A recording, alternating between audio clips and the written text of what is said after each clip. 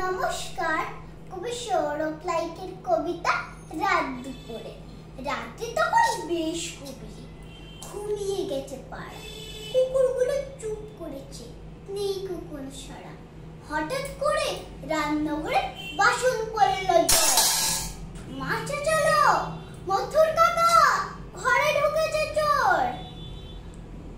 মথুর দাদু ছুটলো ঘরে, লম্বা লাঠি হাতে, চোখ কুচলে এলো নেমে হেরিকেনের সাথে।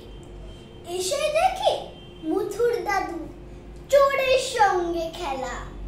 বাবা আমার সঙ্গে আছে গভীর রাত্রি বেলা। অবশেষে চোর পড়ল জালে, আমি আনলাম দড়ি। মথুর চোর বলল, মথুর দাদু হচ্ছে না বাড়াবাড়ি। কয়েক সেকেন্ড স্তব্ধ থেকে উঠল হাসির ঢাল।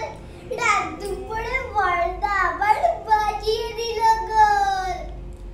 সন্ধ্যাবেলা মায়ের সাথে ঝগড়া করে বাবু, খাবো না বলে কপার দিয়ে ঘুমে রয়েছে কাবু। রাত দুপুরে পেট মানেনি, ভীষণ খিদের ঠোঁটে। রান্নাঘরে ভাবছিল সে খাবার যদি জোটে। সেই আশাতে